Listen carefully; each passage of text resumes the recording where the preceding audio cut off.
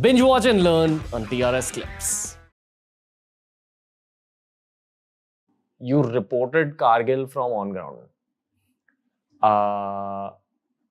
Why did you decide to actually go there? Well, the credit must go to my best editor that I worked in my career, Vinod Mehta of Outlook. And there was no way sitting in the northeast in Guwahati that I would have had a chance to go and report from Kargil, which is the other extreme of the country.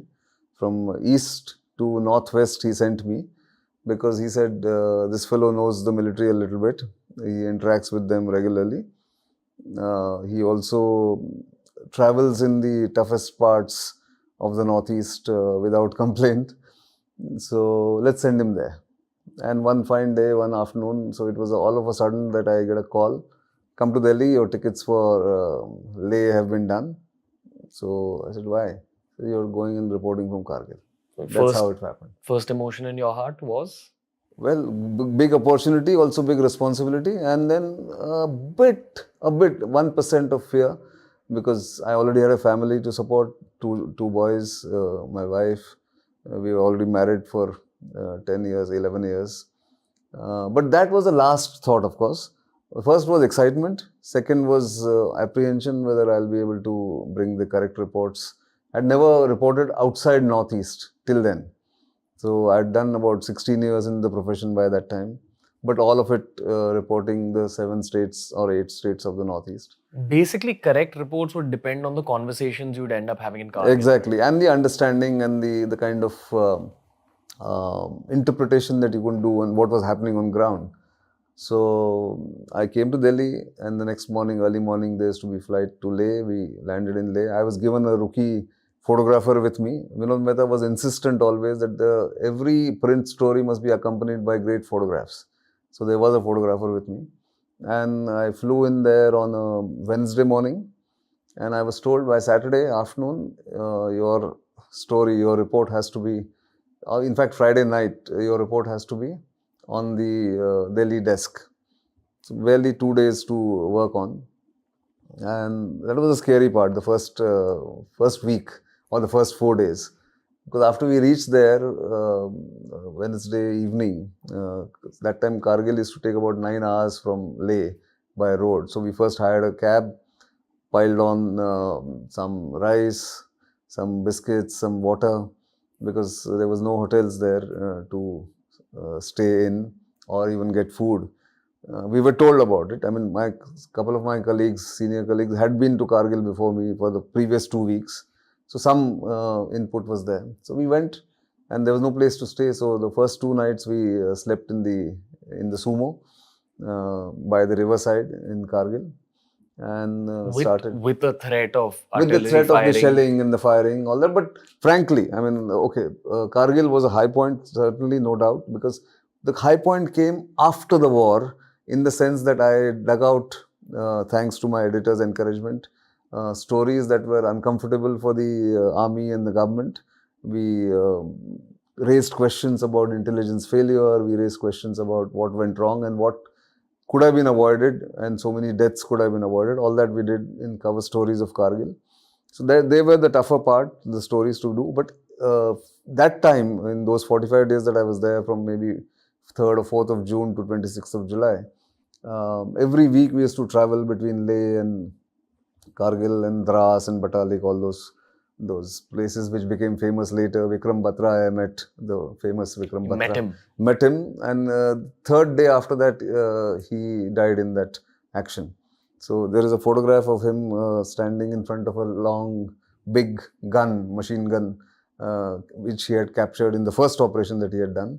And he had narrated the story of how Pakistanis were taunting him, Sher Shah, ab wapas nahi ja paoge, vagara. But he was a very gung-ho and a very confident young man at that point in time. If you watch Sher Shah, the movie? I didn't. Because I have everything in my head, so I don't want to go and spoil that. My question was going to be that what do you think movies can't capture? Movies can't capture the real action, the emotions, and the fear people have, the soldiers have. I mean, they're not as if they're supermen or they don't have fear. In fact, fear drives them in many cases to do the acts of bravery that we see. And soldiering is the only profession where people go beyond their call of duty, right? They lay their lives online. I mean, putting lives online is no other profession demands that. I mean, except people in uniform, nobody else demands that. And to do that with great discipline and without expecting anything in return, I think is the greatest virtues of soldiers. I've written essays on this, the Indian soldier. Uh, asks for so little from the society or from the government, and yet remains cheerful, remains committed, remains patriotic, and also sort of loses lives in the process. So I saw all that. So Kargil was good in so long as of the experience of reporting was concerned, because I lived with them. I ate parts of their rations, puri, sabji, sometimes the typical Rajput regiments, the laddu that they make, churan, the churma as they call it, churma laddu kind of a thing. And I saw their lives from close quarters, but it wasn't my, I didn't have any fear, because I didn't see hand-to-hand combat really. We were always on the road. The hand-to-hand combat was happening on the peaks, which we didn't climb. And anybody who makes or has made career out of the Kargil glory in our field in journalism is actually lying when you say that we were in danger. We were never in danger in that sense. In fact, I felt more fearful, and I was in more dangerous situations in the Northeast. And when I was detained, kidnapped, or forcibly confined twice by militants, insurgents in the Northeast. No, we're going to cover No, this. I'm saying, also. so that was more fearful, that was more challenging than Kargil. But Kargil certainly made me, gave me a higher profile. People came to know my byline, Nitin Gokhale. And that also then brought me to Delhi. NDTV invited me in 2006, 7 years later. So that was Kargil. What was Vikram Batra like off camera? He was genuine, he was passionate, and he was committed. So I know his boss, who retired as the Northern Army Commander. Colonel Joshi? Yes. So later, was the Northern Army Commander during the Ladakh crisis. Very close friend, Joe. Sanjay Dutt played him in LOC Kargil. Yes, I believe so. I didn't see that. I'm sorry, army folks. No, Lakshya, I saw one of those movies which I was impressed with, which, except for Amitabh Bachchan, who again been my favorite of the 80s and the 90s, but in that movie, he was over the top in Lakshya. Yeah. Okay. But otherwise it was a quite realistic portrayal of soldiers, or the fears that the soldiers go through, and the kind of training that they get to become what they become, what Hrithik Roshan's character becomes at the end. Lakshya was quite good, and Vikram Batra was like that. So he was passionate. Only thing that he knew was to lead his men at that young age. He had just graduated out of the Indian Military Academy in 1998. And I found him ever smiling for whatever that couple of hours that we interacted in the Mashko Valley near Dras near Kargil. I found him to be very cheerful, very happy-go-lucky kind of a person. And then later I met his twin, 10 years later, who's a ICICI bank officer, who's also as cheerful and as happy person. So I have that memory, but there were several others who did equally daring, equally dangerous missions, got some reward, some didn't get it. But that's the nature of the war, and they live with it. What was the most haunting thing you saw in Kargil? Again, soldiers injured, their limbs severed, they are in pain. So, as I said, I saw death up close in the Northeast much more than I saw in Kargil.